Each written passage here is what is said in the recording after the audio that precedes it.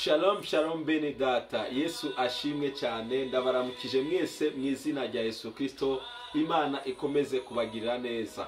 Muri kumwe nanjye Arsene Ndikumana.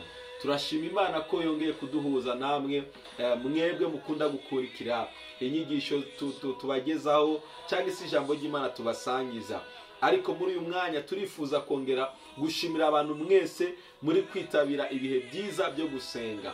Imana yabishize ku mutima gutanguza igicaniro cyo gusenga cyo mu gitondo twise morning prayer, hamwe n'ikindi cyo ku mugoroba twise evening prayer. Turashima Imana rero ko muri ibyo bicaniro byose hari ibitangaza byinshi Imana iri kugenda ikora ku bantu tugenda dusengana nabo. Turifuza rero kubatumira namwe mwese kugira ngo muze mubane natwe muri ibyo bihe byiza byo gusenga. Kubera iki ari byiza kuza tugasengana? Nuko hari ijambo Yesu yavuze muri Matayo igice cya 18 uhereye ku murongo wa 18 kugeza ku murongo wa 20, ariko ndibanda ku murongo wa 19. Yaravuze ngo ababiri muri mwe nibahuza umutima mu isi wo kugira icyo basaba data, ngo data wo mu ijuru azokibakorera. Bene data, nagira mbibutse ngo hari imbaraga ziba mu gusengera hamwe, hari imbaraga ziba mu masengesho y'ubumwe. Iyo duhuye tugasengeranira, tugasangira ibyifuzo n'imitwaro dufise, tukabisengeranira twese, haleluya, Imana ibasha kumanuka ikabona ubwo bumwe dufitaniye n'ayo masengesho y'imbaraga twahurije hamwe, igakora ibidasanzwe mu buzima bwacu. Rero ndashaka kubatumira mwese kugira ngo muze tubane muri ibyo bihe byiza byo gusenga mu gitondo no ku mugoroba iminota mikenya gusa. Rero ni byiza ko by'ukuri nawe ufata uwo mwanya ukaza ukabana natwe. Hari irindi jambo Yesu yavuze usomye ijambo ry'Imana mu gitabo cya Mariko igice cya 14 ku murongo wa 37. Bibiliya avuga ngo araza asanga basinziriye, abaza Petero ati Simoni urasinziriye? Hajya ntubashize kuba maso n'isaha imwe gusa? N'isaha imwe gusa. Yesu yababajwe no kubona abigishwa harimo na Simoni Petero badashobora kumara isaha imwe bari imbere y'Imana. Nagenda kwibutse mwene data uri kuranyumva muri uyu mwanya, niba uri mu Kristo waramenye Yesu, warayizeye Yesu nk'umwami n'umukiza w'ubugingo bwawe, byibura ku munsi wari ukwiye kumara isaha imwe uri imbere y'Imana. Nibyo Yesu yabwiye abigishwa biwe ngo byabananiye byibura kumara isaha imwe muri imbere yanjye. Bene data, niba tubasha kubona amasaha 2 yo kureba filime tukayirangiza, amasaha 2 yo kureba football, amasaha 2 yo kuganira n'inshuti zacu tukabishobora, kubera iki?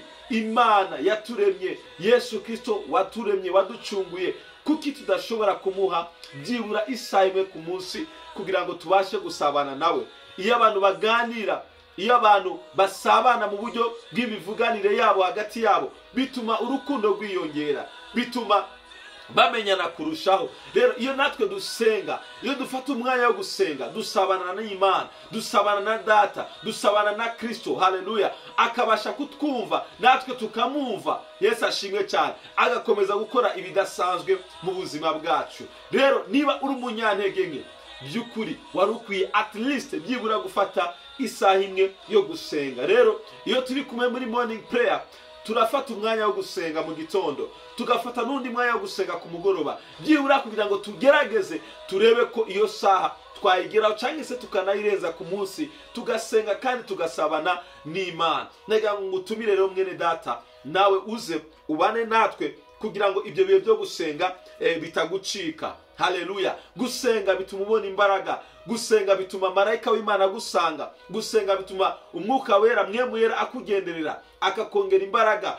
ukabasha gutsinda intambara, ukabasha gutsinda ibigeragezo mu buzima bwawe. Rero muze dufatanye dusengere ubuzima bwacu, dusengere imiryango yacu, dusengere itorero rya Kristo. Haleluya. Hari ibibazo byinshi biri kuri isi, hari ibibazo byinshi biri mu buzima bwacu. Muze dufatanye duhuze imbaraga nk'abakristo dusenge. Ibi rero ntabwo biraba ngo uri mu idini rihe, oya, twese uko twizera Kristo nk'umwami n'umukiza w'ubugingo bwacu, mureke duhuze imbaraga, dusenge mu gitondo, dusenge ku mugoroba. Ntukabyuke mu gitondo wiruka ujya mu kazi udasenze, ntukabyuke mu gitondo ujya kwishura udasenze, ntukabyuke mu gitondo ujya muri activities zawe utasenze. Ngwino tubane bene data, kandi muzobona Imana itugirira neza, ikora ibidasanzwe muri ibyo bihe byiza byo gusenga. Rero Imana ibashoboze. Mu gitondo dukoresha application yitwa Free Conference Call, ushobora kuyitereshaja ukayishyira muri telefone yawe. Ku mugoroba dukoresha WhatsApp calling, iyo iroroshe kubera ko abantu bose baba bafite WhatsApp. Imana rero ibagire neza, ndabifuriza kuza mukabana natwe muri ibyo bihe byiza byo gusenga. Reka ngusengere, ngusabire umugisha wewe wabanye natwe muri uyu mwanya. Uwiteka mwami Imana, Mana igira neza, ndagushime ku bwa mwene data wakurikiranye rino jambo.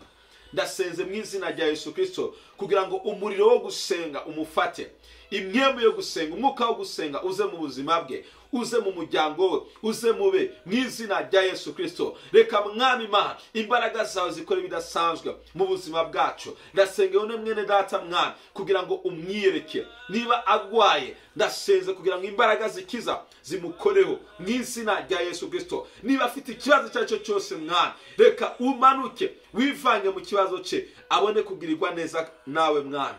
Urakoze cyane mwami Yesu, turagushimiye ko Imana yumva kandi uri Imana ikora ibidasanzwe. Icyubahiro kibi cyawe ubu n'iteka ryose mu izina rya Yesu Kristo, amen. Imana ibagire neza. Mukeneye link mwatwandikira kuri WhatsApp kuri iyo nimero iri aho hasi kugira ngo tujye tubohereza link dukoresha muri iyo myanya, haba muri morning prayer cyangwa se muri evening prayer. Imana ibagire neza, mukomeze kugira ibihe byiza, mwarahezagiwe. Shalom shalom.